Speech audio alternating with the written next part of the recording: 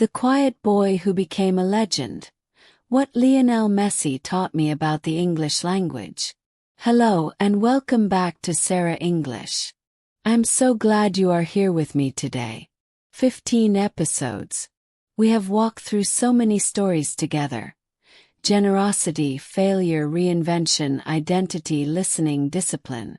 And today we are going to talk about someone whose story is unfolding right now as I record this, on the biggest stage his sport has ever known. Because right now the entire world is watching the World Cup. And right now a 38-year-old man is doing something that nobody his age at this level has ever done before. His name is Lionel Messi.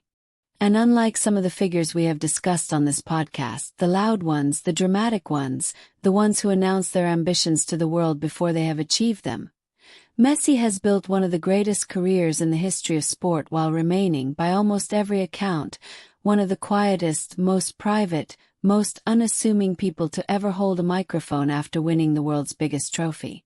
And that quietness, that is exactly what I want to explore with you today. Because there is a kind of English, a kind of communication, a kind of presence that does not need volume to be powerful. And Messi's entire life is the proof. So let us begin. Part 1. Who is Lionel Messi? Lionel Andres Messi was born in June 1987 in Rosario, Argentina, a city of factories and football pitches, of dusty parks where children play barefoot until the streetlights come on. He grew up in a working-class family. His father a steel factory manager, his mother a part-time cleaner. And from the moment he could walk it seemed he was kicking a ball. But Messi's childhood held something else. Something that could easily have ended his story before it ever truly began. At the age of 11, he was diagnosed with a growth hormone deficiency. His body, quite simply, was not producing enough of the hormone needed to grow at a normal rate. The treatment was expensive, hundreds of dollars a month, an impossible sum for his family in Argentina at the time. His talent on the pitch was undeniable even then. But talent without treatment meant a body that might never grow large enough to compete at the highest level. This is where the story turns. Barcelona, the Spanish football club, learned of the young boy's situation through a relative who lived in Spain. They arranged a trial. Messi, only 13 years old, flew to Spain with his father, carrying almost nothing besides a bag and an extraordinary gift with a ball at his feet. The story goes that Barcelona's coaches were so impressed, they wanted to sign him immediately, but there was no contract paper available at the meeting. So one of the club directors wrote the terms of the agreement on a paper napkin. That napkin, now displayed in some accounts as one of football's most famous documents, sealed the beginning of the most decorated career the sport has ever produced. Barcelona paid for his medical treatment. His body slowly began to grow. And the boy who had once been told he might never be tall enough to compete went on to become, by an overwhelming consensus among players, coaches, and historians of the game, the greatest footballer who has ever lived. 8 Ballon d'Or awards. A World Cup title in 2022. Fulfilling the one dream that had eluded him for nearly 2 decades. And this week, at 38 years old, a hat-trick in his 6th World Cup, tying the all-time World Cup goals record. A feat no one his age at this level of competition has ever managed. Let us begin with our vocabulary today. Part 2. Our first vocabulary word. Unassuming. The perfect word to describe Lionel Messi, both on and off the pitch, is unassuming. Unassuming means modest, not seeking attention, not behaving as though you are important or special, even when you very much are. An unassuming person does not need to announce their greatness. They simply do the work and let the work speak. For example, despite being one of the most celebrated scientists of her generation, She remained remarkably unassuming, preferring quiet conversations to public praise. Or, Messi has always been famously unassuming in interviews. Quiet, humble, often more interested in praising his teammates than discussing his own brilliance. This is such an important word for English learners, because it teaches us something about communication that goes beyond grammar entirely. You do not need to be the loudest person in the room to be the most effective communicator. You do not need elaborate vocabulary or theatrical delivery to be deeply understood. Sometimes the most powerful English is simple, calm, and unassuming, and it lands more deeply because of its restraint. I want you to release any pressure you might feel to sound impressive in English. You do not need to perform fluency. You need to communicate clearly, honestly, and at your own pace. Messi has scored more goals than almost any player in history without ever raising his voice off the pitch. You can build extraordinary fluency the same way, quietly, steadily, without needing to prove anything to anyone. Part 3: The Moral Story. The gardener who never spoke of his garden. Before we go further into Messi's story, I want to share a tale with you. A quiet story, fittingly, about a man who did not need words to prove what he had built. Once, on the edge of a busy town, there lived an old gardener named Hassan. For 40 years, Hassan tended a small plot of land behind his house. Nothing grand, nothing that anyone in the town paid much attention to. He grew vegetables, herbs, and a few stubborn flowers that refused to bloom in the harsh local soil, no matter how the other gardeners in the region tried. Hassan never spoke about his garden at the market. He never bragged about his harvests, even when they were extraordinary. When neighbors asked how he managed to grow tomatoes the size of 2 fists, or roses that bloomed 3 seasons a year instead of 1, he would simply shrug and say, "I just listen to what the soil needs." For years, people assumed Hassan's garden was unremarkable, because he never spoke of it grandly. It was only when a young agricultural student, visiting from the city, wandered past his fence one afternoon and stopped, stunned, that the truth became clear.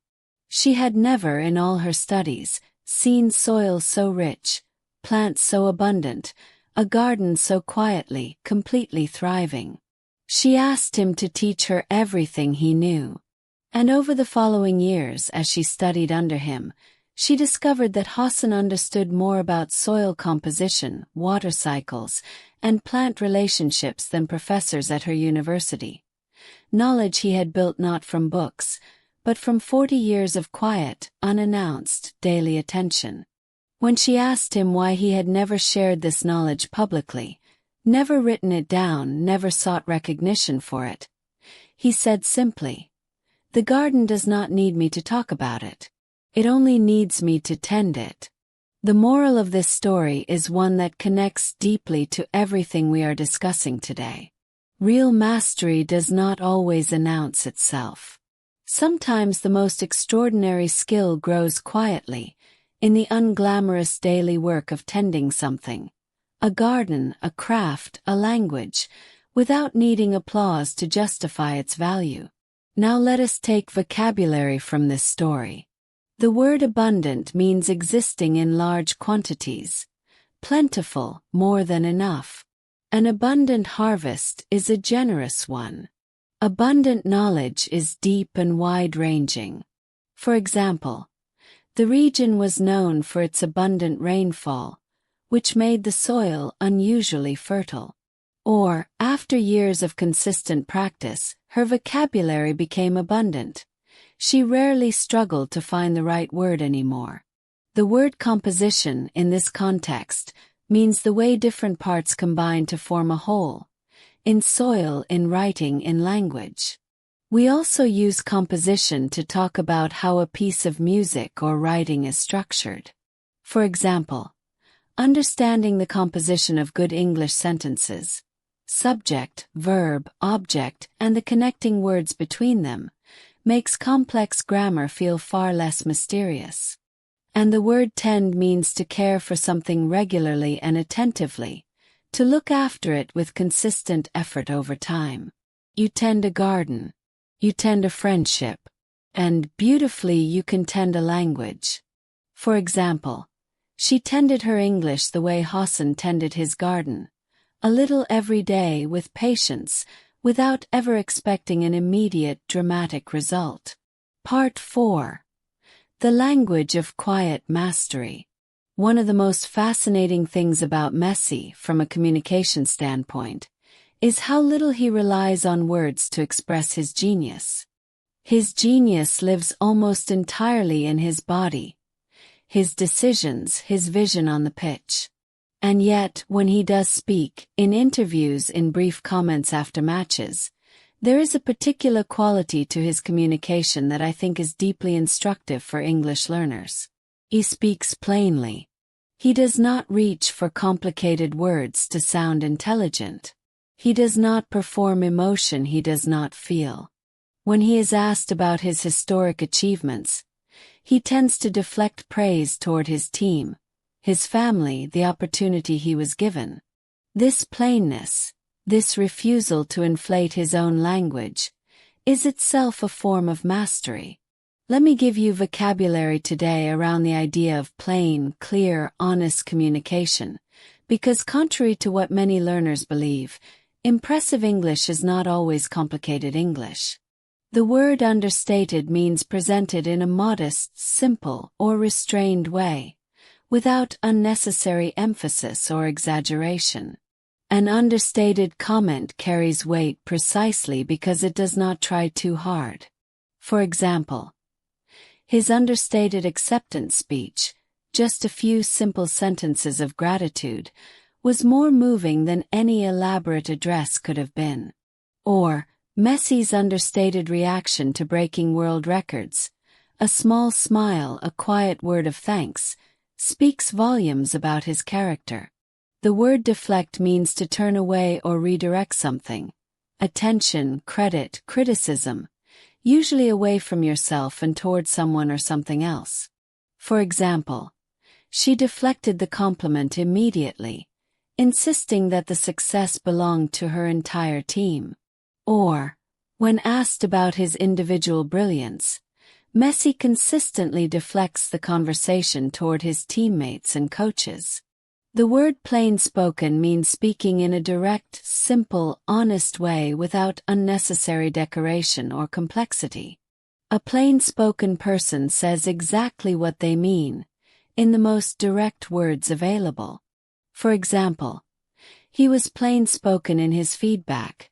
No exaggeration, no softening, just the honest truth delivered kindly. For English learners, here is something liberating. You do not need to memorize elaborate vocabulary to sound impressive in English. Plain-spoken English, simple, honest, well-chosen words used clearly, is often more powerful and more respected than complicated language used incorrectly or unnecessarily. Master the simple sentence before you chase the complex one.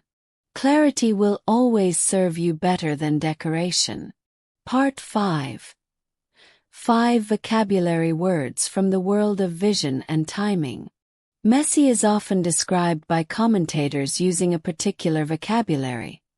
Words about vision, timing, anticipation, instinct.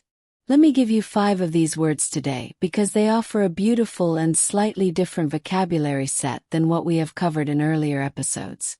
The first word is anticipate. To anticipate means to expect something before it happens, and to prepare for it in advance. Great football players anticipate where the ball will go before it arrives. Great communicators anticipate what their listener needs to hear before they finish speaking. For example, she anticipated the question before it was even asked and had her answer ready. Or, Messi's extraordinary ability to anticipate the movement of teammates and opponents alike is part of what sets him apart from nearly every other player in history. The second word is instinctive. Instinctive means happening naturally and automatically, without conscious thought or deliberate calculation. A response that comes from deep, practiced familiarity rather than active reasoning. For example, after years of practice, her responses in English became instinctive. She no longer translated, she simply spoke. Or, commentators often describe Messi's decision-making as instinctive, the product of decades of repetition that have made certain choices feel automatic. The third word is precision. Precision means exactness, accuracy, the quality of being exact and careful in detail. Precise pass reaches exactly the right teammate at exactly the right moment. Precise language conveys exactly the meaning you intend, with no ambiguity. For example, his precision with language meant that even in a difficult conversation, there was never any confusion about what he meant. Or, Messi's passes are famous for their precision, landing exactly on a teammate's foot, even across great distances, even under pressure. The fourth word is composure. Composure means calmness, the ability to remain controlled and steady, especially under pressure or in difficult situations. To keep your composure means not to panic, not to rush, not to let fear or excitement disrupt your judgment. For example, even in the final, most pressured minutes of the match, she maintained perfect composure. Or, Messi is famous for his composure in front of the goal. Even in the most high-pressure moments of a World Cup final, he appears almost unnaturally calm.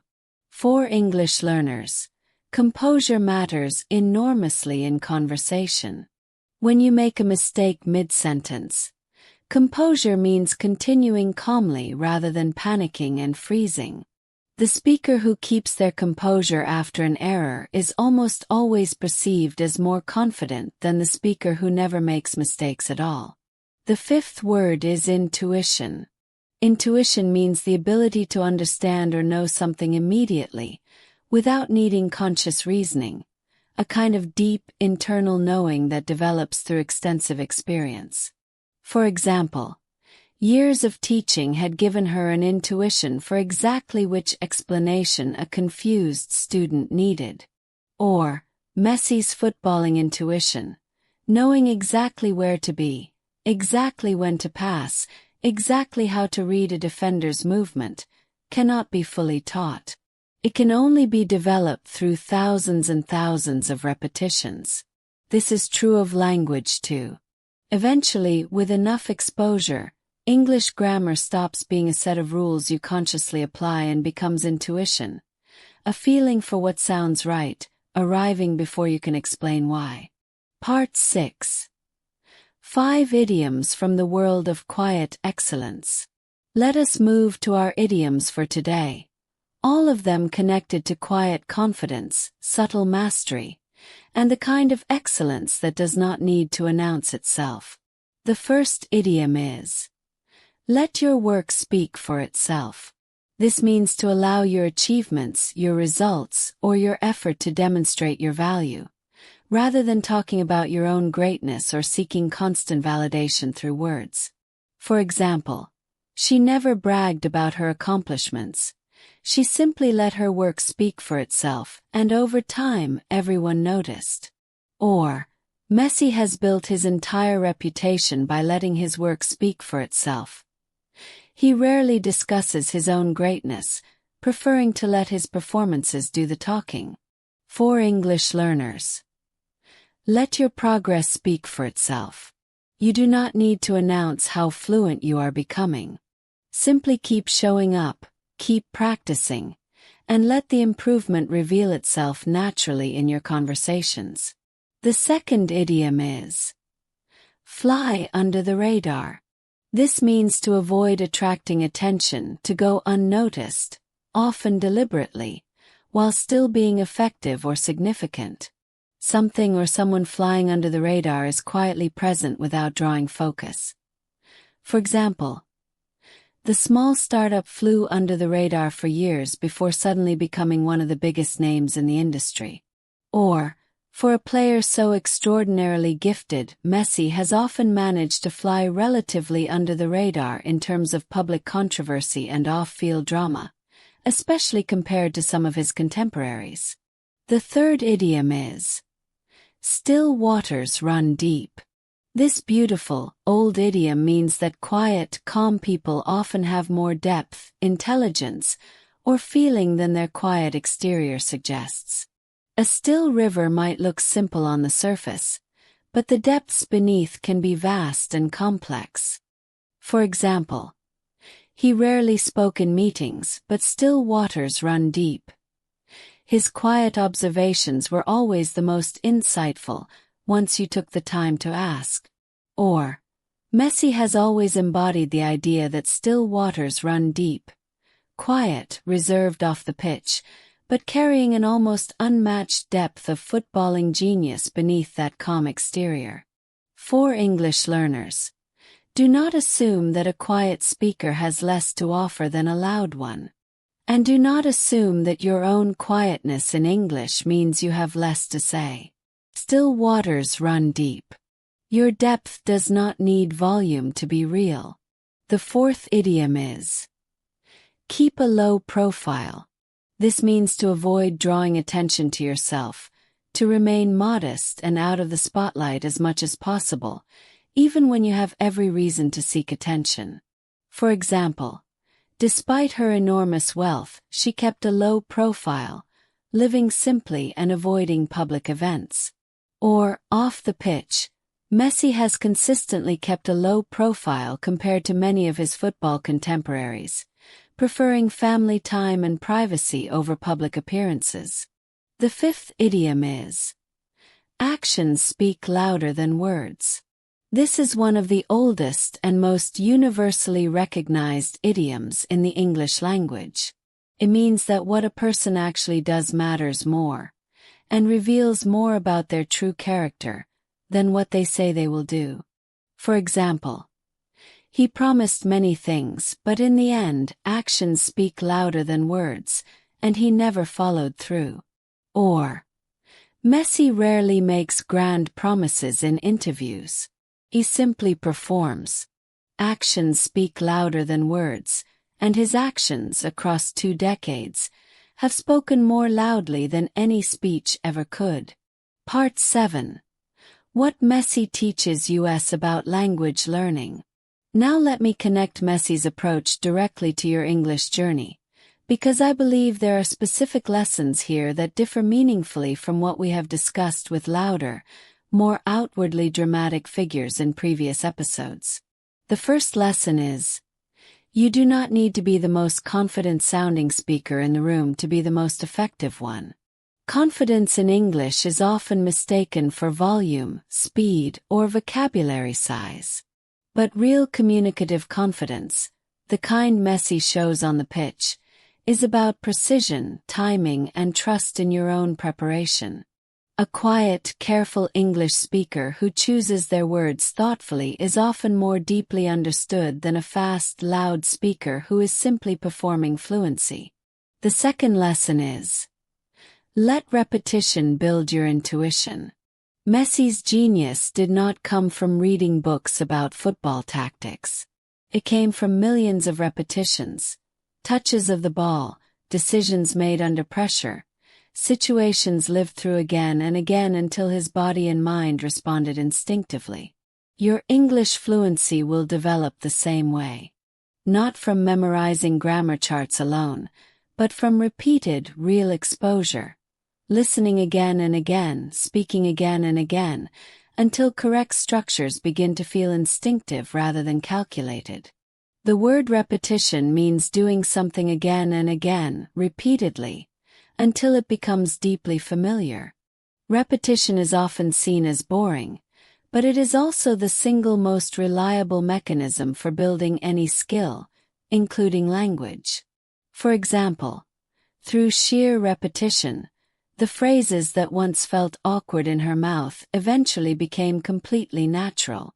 Or, Messi's extraordinary first touch is the product of repetition so extensive it has become invisible. He no longer thinks about controlling the ball. He simply does it. The third lesson is: stay humble about how far you still have to go, even as you celebrate how far you have come. Messi, even after becoming the most decorated player in football history, still trains with the same intensity, still studies opponents, still works on his game. He has never treated his greatness as a finishing line.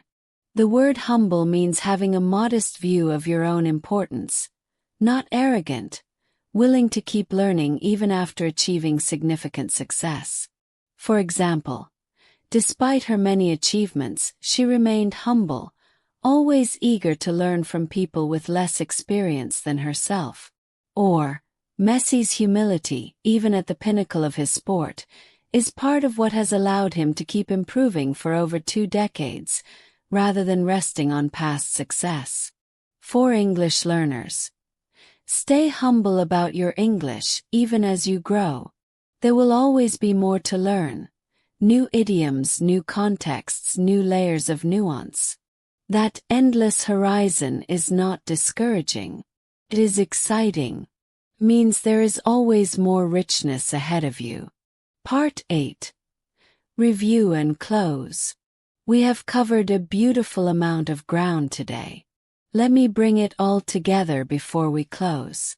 Our vocabulary words for episode 15 were: unassuming, modest, not seeking attention, even when you are exceptional; abundant, existing in large quantities; plentiful; composition, the way different parts combine to form a whole; tend, to care for something regularly and attentively over time; understated, presented modestly without unnecessary emphasis; deflect, to turn attention or credit away from yourself; plainspoken, speaking directly, simply, and honestly; anticipate, to expect something before it happens and prepare for it; instinctive, happening naturally without conscious thought; precision, exactness and accuracy in detail; composure,